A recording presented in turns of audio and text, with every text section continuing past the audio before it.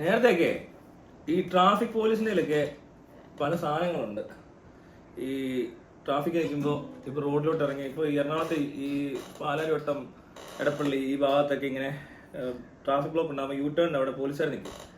എന്നിട്ട് അവരിങ്ങനെ ഇറങ്ങി റോഡിലോട്ട് വന്നിട്ട് കൈ കാണിക്കും. ഇങ്ങനെ നോക്കുമ്പോൾ ഒരു പോലീസുകാരന് ഇങ്ങനെ ഇങ്ങനെ എന്തൊക്കെയോ കാണിക്കുന്നു.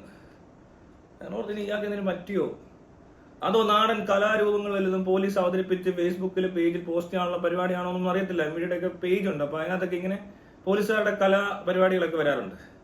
അപ്പോൾ അതുപോലെ വല്ലതും ആണോ എന്നൊക്കെ സംശയിച്ച് പെട്ടെന്ന് ഇതെന്തോ ഇത് കാണിക്കുന്നത്. ഓരോരുത്തർ ഓരോന്നൊന്ന് കാണിക്കും, അവരവർക്ക് പറ്റുന്ന പോലെ, അവരുടെ ദേഹത്ത് വന്ന് വണ്ടി ഇടിക്കാതിരിക്കാൻ തന്നെ കാണിക്കുന്ന പോലെ. അപ്പോൾ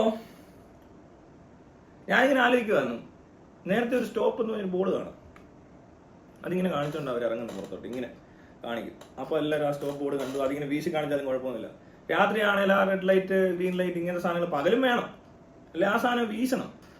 മനസ്സിലായില്ലേ? എന്ത് സാധനമല്ലേ സ്റ്റോപ്പ് ബോർഡ്, അത് അല്ലെങ്കിൽ ഇത് എന്തെങ്കിലും കാണിച്ചിട്ട് വേണം നിർത്താൻ. അല്ലാതെ ഈ പോലീസുകാരൻ കിടന്ന് ഡാൻസ് ഒന്നും കളിച്ചിട്ടല്ലേ ഇതൊരു, മനസ്സിലായല്ലോ? എന്നാൽ അങ്ങനത്തെ ഒരു പരിപാടി അല്ലല്ലോ. എന്തെല്ലാം കാര്യങ്ങളാണ് നമ്മൾ ശ്രദ്ധിക്കുന്നത്, അല്ലേ? ശ്രദ്ധിക്കുമ്പോൾ എല്ലാം ശ്രദ്ധിക്കണ്ടേ? മറ്റൊരിടയ്ക്ക് ഒരു MVDയുടെ വണ്ടിക്കകത്തുനിന്ന് ഒരു പോലീസുകാരൻ സീറ്റ് ബെൽറ്റ് ഇല്ലാതെ യാത്ര ചെയ്തപ്പോൾ ഒരു ഓട്ടോക്കാരൻ പിടിച്ചപ്പോൾ അവനെതിരെ കേസെടുക്കാൻ പോയ സംഭവം കണ്ടിട്ടുണ്ടോ? അതുപോലത്തെ കാര്യങ്ങളൊക്കെ നടക്കാറുണ്ട്. അതിൻ്റെ ഒന്നും ആവശ്യമില്ല. ശരിക്കും പറഞ്ഞാൽ ഈ പറഞ്ഞ പോലെ വേണ്ട സാധനങ്ങളൊക്കെ കൊടുത്തു വിടുക, അല്ലാതെ ഇങ്ങനെ റോഡിലോട്ട് ഇറക്കി വിട്ടിട്ട് ഒരുമാതിരി ഡാൻസ് കളിക്കുന്ന പോലത്തെ പരിപാടിയൊക്കെ പോലീസുകാർ റോഡിൽ നിന്ന് കാണിക്കുന്നു. എങ്ങനെയും ആ വണ്ടി ഒന്ന് നിർത്തണം, അതാണ് പുള്ളിയുടെ ഉദ്ദേശം. പക്ഷെ നിർത്താൻ വേറെ മാർഗങ്ങളില്ല. റോഡിന് നടുക്കോട്ട് കയറുന്നുണ്ട്. ശരിക്കും പറഞ്ഞാൽ ലൈറ്റാ വേണ്ടത്, അല്ലേ? എന്തിനൊന്ന് ഫ്ലാഷ് ചെയ്യാൻ കൂടെ വേണം. ഏറ്റവും സേഫ്റ്റി അതാ.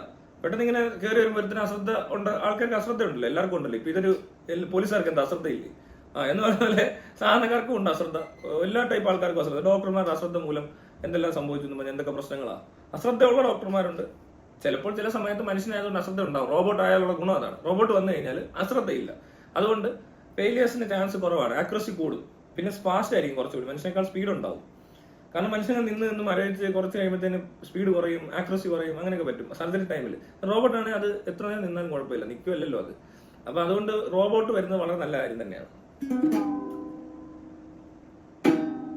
അപ്പോ ഇതിന് റോബോട്ട് വേണ്ട. തൽക്കാലം ഇപ്പോൾ ട്രാഫിക്കിൽ റോബോട്ട് വേണ്ട. റോബോട്ട് വരുമ്പോൾ ഇന്ത്യ മിക്കവാറും റോബോട്ടുകൾ ഏതെങ്കിലും അമ്പലത്തിൽ പൂജാരി ആക്കുക, ദൈവത്തിന് വേണ്ടി നിന്ന് പ്രാർത്ഥിക്കുക, ഇങ്ങനത്തെ സീൻ ഈ നാട്ടിലുള്ള റോബോട്ടിനും ഗതികളുണ്ടാകാൻ ചാൻസ് ഉണ്ട്. കാരണം ഈ പറഞ്ഞ സ്മാർട്ട് ഫോൺ ഒക്കെ വന്നപ്പോഴേ ഇൻഫർമേഷൻ ഓൺ ഫിംഗർ ടിപ്പാണ്, മറ്റാണ് മറിച്ചാണെന്ന് വെച്ചാൽ അത് ആവശ്യമുള്ളവർ വേണ്ട രീതി യൂസ് ചെയ്തു, അവർക്കൊക്കെ ഇൻഫർമേഷൻ കിട്ടുന്നുണ്ട്, നല്ല രീതിയിൽ കാര്യങ്ങളൊക്കെ. പക്ഷെ മറ്റവരെന്താ ചെയ്യുന്നത്? ഈ ഭക്തൻ എന്ന് പറഞ്ഞവൻ അവൻ അപ്പോഴും അവിടെ ഇരുന്നോണ്ട് ഭക്തി പ്രചരിപ്പിക്കുക, പ്രാർത്ഥിക്കുക, ഇതിനകത്തിരുന്നോണ്ട് ഇതൊക്കെയല്ലേ ചെയ്തത്. നമ്മുടെ നാട്ടിൽ ഓരോന്ന് കിട്ടുന്നതിന്റെ ഓരോ കാര്യങ്ങൾ. പിന്നെ മറ്റേ പെണ്ണുങ്ങളെ ഏതെങ്കിലും ഒരു പാട്ടിട്ട് ഇങ്ങനെ കാണിച്ചു, അല്ലേ ലിപ്സിങ് അടിച്ച് ഈ സാധനം കാണിച്ചു കഴിയുമ്പോഴത്തേക്കിന് കണ്ടന്റായി. നിങ്ങൾ വിദേശികളുടെയൊക്കെ ഈ പ്രൊഫൈലുകൾ നോക്കണം. ഇൻസ്റ്റയിലാണെങ്കിൽ അവർക്ക് ചിലപ്പോൾ എന്തെങ്കിലും ഒരു പർട്ടിക്കുലർ കഴിവുള്ളവരാണ്, അത് മാത്രമേ അവർ ചെയ്യത്തുള്ളൂ. അല്ലാതെ നാട്ടിലുള്ള സകലകാലം മോഹൻലാലിന്റെ കാര്യം പറഞ്ഞാൽ എല്ലാം ഒന്നും എടുത്ത് ചെയ്യത്തില്ല. അത് മോഹൻലാൽ ഈ നാടിന്റെ ഒരു എന്താ പറയണ്ടേ ഹീറോ എന്ന് പറയുന്ന പോലെ കണ്ട ഒരാളെ, അതാ ഇവിടുത്തെ ഈ നാട്ടുകാർക്ക് കുഴപ്പമുണ്ട്. എല്ലാം പാടണം, ഡാൻസ് കളിക്കണം, സാഹസികനായിരിക്കണം, എല്ലാം തികഞ്ഞ ഒരാളുണ്ടെന്നൊക്കെ വിശ്വസിക്കുന്ന ആൾക്കാർ. അവിടെ നിന്ന് അങ്ങനെയൊന്നുള്ള വിശ്വാസമൊന്നും ഇല്ല.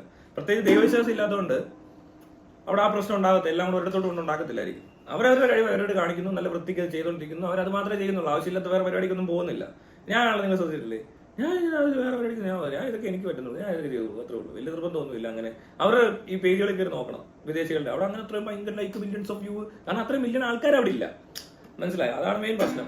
പിന്നെ എല്ലാവരും ഇങ്ങനെ ഇതിനകത്ത് നോക്കിയിരിക്കുന്ന നാട്ടുകാർ ഇവിടെ ഉള്ളൂ. രാവിലെ എന്നിട്ട് ഗുഡ് മോർണിംഗ് മെസ്സേജ് എല്ലാം കൂടെ അയച്ചു കൂട്ടി, ഒരു പ്രാവ്, ഒരു കിളി, പിന്നെ ഒരു കടൽ തീരം, ഒരു സൂര്യൻ ഉദിക്കുന്നു ഏണ്ടൊക്കെ കാണിച്ചുകൊണ്ട് ഉള്ള ഗുഡ് മോർണിംഗും ഗുഡ് നൈറ്റ്. രാത്രി ആയി കഴിഞ്ഞാൽ പിന്നെ ചന്ദ്രനും ചന്ദ്രക്കലയും മറ്റേതും മറിച്ച് എല്ലാം കൂടി ഇട്ടിട്ട് ഗുഡ് നൈറ്റ് മെസ്സേജ് അയക്കുന്ന വേറെ ഒരു രാജ്യക്കാരും ഉണ്ടെന്ന് എനിക്ക് തോന്നുന്നു. ശ്രീലങ്ക കാണും, ഫിലിപ്പീൻസിലും കാണും, പാകിസ്ഥാനിലും ഉണ്ടാകാൻ ചാൻസ് ഉണ്ട്.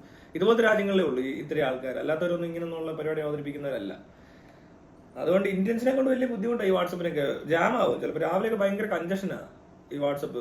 Good morning message, birthday message, ഇല്ലാത്ത എല്ലാ പരിപാടിയും ഉണ്ടല്ലോ, ഉള്ള ആഘോഷം മൊത്തം മെസ്സേജ്, വീഡിയോകളുടെ എണ്ണം കൂടുതൽ. അയ്യോ, അപ്പൊ അത് ഈ നാടിന്റെ ഒരു പ്രശ്നമാണ്. ഞാൻ പറഞ്ഞു വന്ന വിഷയം ശരിക്കും ഞാൻ വിഷയത്തിൽ നിന്ന് ഒരുപാട് തെന്നി പോയി. അപ്പോ നമ്മൾ പറഞ്ഞു വരുന്നത് ഇതുപോലെ ഒരുപാട് കാര്യങ്ങളുണ്ട് കേട്ടോ. നമ്മളിവിടെ ശ്രദ്ധിക്കാനാണെങ്കിൽ അതിനെ നേരമുള്ളൂ.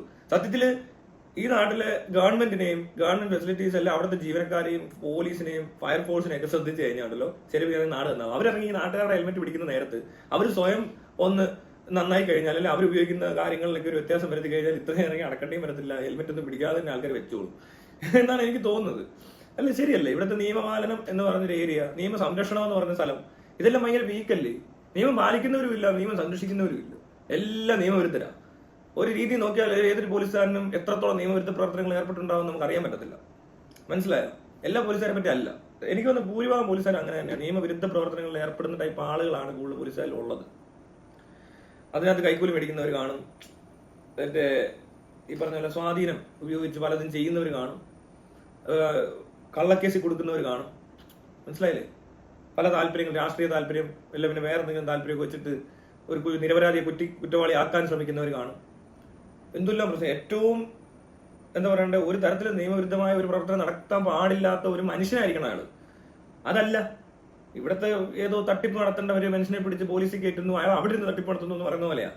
പിന്നെ ഇവിടുത്തെ സ്കൂളിലാണെങ്കിലും പഠിപ്പിക്കുന്നതൊക്കെ വേറെ എന്തൊക്കെയാണെന്ന് എനിക്ക് തോന്നുന്നു. അതുകൊണ്ട് ഈ നാടിങ്ങനെ നശിച്ച് കിടക്കത്തേ ഉള്ളൂ. അതിനകത്ത് അവർക്ക് പോലും ഫെസിലിറ്റി കിട്ടുന്നില്ല. ഇപ്പോൾ വന്ന് MVD കുറെ മറ്റേ ഇലക്ട്രിക് കാറൊക്കെ മേടിച്ച് കൂട്ടിയിട്ടിട്ടുണ്ട്.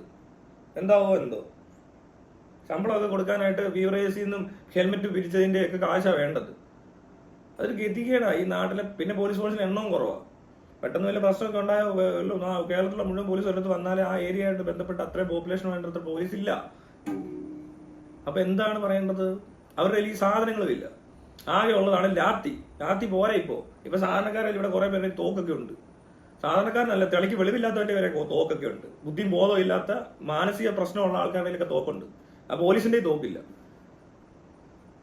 അതിപ്പോ തോക്ക് വേണമെന്നില്ല. മറ്റേ ഇപ്പൊ യൂറോപ്പ്, US എല്ലാ ഡെവലപ്ഡ് കൺട്രീസിലൊക്കെ ഉപയോഗിക്കുന്നത് ഇപ്പൊ മറ്റേ എന്താണ് ഷോക്ക് കൊടുക്കുന്നതിന് സാധനമൊക്കെ ഉണ്ടല്ലോ, ടോർച്ച് പോലെ ഇരിക്കുന്നത്. അതൊക്കെ പിടിച്ച് ആ സാധനങ്ങൾ വേണം. അവിടുത്തെ ലാത്തി വേറെയാണ്. അതുപോലത്തെ സാധനങ്ങളൊക്കെ ഇവിടെ വേണം ശരിക്കും പോലീസിന്. അതൊന്നുമില്ല ഇവിടെ. ഇപ്പൊ സ്റ്റോപ്പ് എന്ന് പറഞ്ഞാൽ ബോർഡില്ലെന്ന് പറഞ്ഞു ആലോചിക്കുക, എത്ര വീക്കാണ്.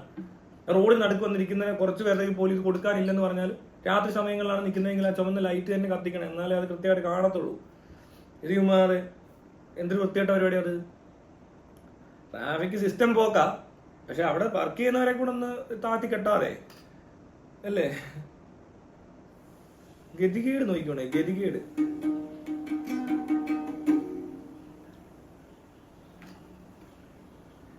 എന്റെ കൽവിലെ വിണ്ണിലാവണേ നല്ല പാട്ടുകാരാ, തട്ടമിട്ട് ഞാൻ കാത്തുവെച്ചൊരൻ മുല്ലമുട്ടിലൂറും. തട്ടുമൊന്നു വേണ്ടേ, അത്തറൊന്നു വേണ്ടേ, നല്ല കൂട്ടുകാരാ, സുൽത്താന്റെ ചേരുകാരാ.